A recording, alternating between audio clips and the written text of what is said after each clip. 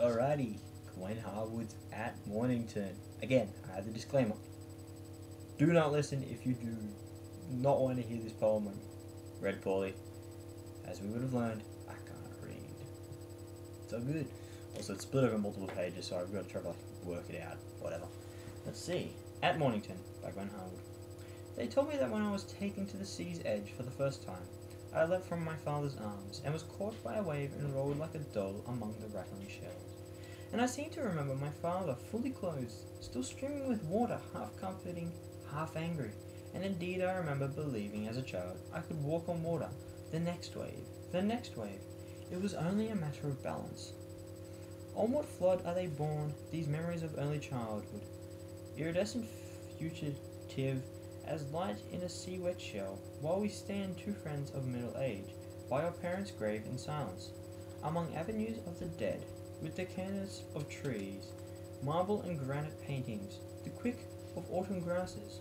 We have the wholeness of this day to share between us. The morning I saw in your garden fine pumpkins grown on the trestle, so it seemed that the vines were rising to flourish the fruits of earth, above their humble station, in airy defiance of nature, a parable of myself, a skinful of elements climbing from the earth to the fastness of light. Now come to me that time of life, when our bones began to wear, to settle our flesh in final shape. As drying face of land, rows of earth's streamless waters, I dreamed once, long ago, that we walked among day-bright flowers to a bench in the Brisbane gardens, with a pitcher of water between us, and stayed a whole day, talking and drinking the water. Then as night fell you said, there is still some water left over. We have one day, only one, but more than enough to refresh us. At your side among the graves, I think of death no more.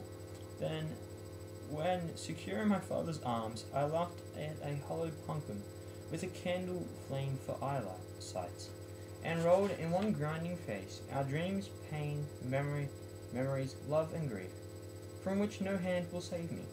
The peace of this day will shine like a light on the face of waters that bear me away forever.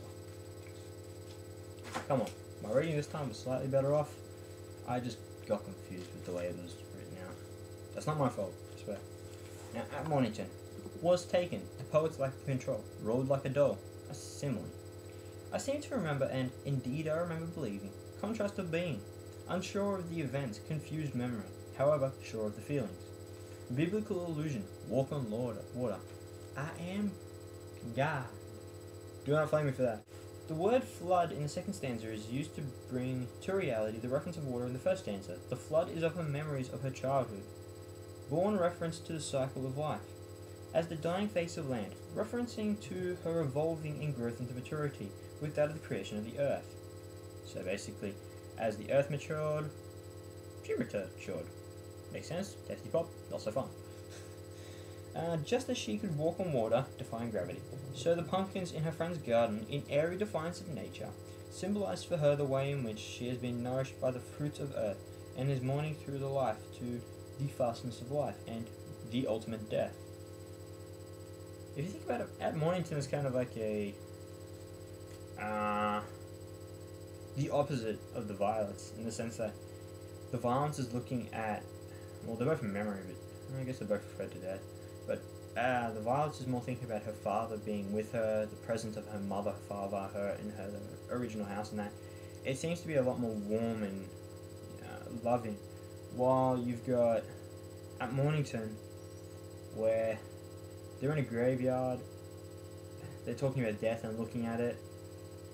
It seems to be a lot more miserable and grim than that of the Violets.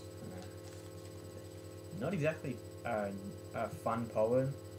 It's good, but a little bit of downhearted. Whatever. The serenity she felt the serenity she felt while at the Botanic Gardens, and the security she felt in her father's arms, these will comfort her and shield her at the time of death, when she is seized at last and borne away on the face of the waters forever. Basically, if you think about it, all these memories that we have of us growing up, the times that we have with our parents, with our friends, with our brothers, sisters, cousins, these will always stay in our mind forever. They can be used as a shield, as a way of protecting ourselves from harm. It's just, it makes us happy, and it's a barrier between the bad things out there and what we feel in here. Still thinking of it.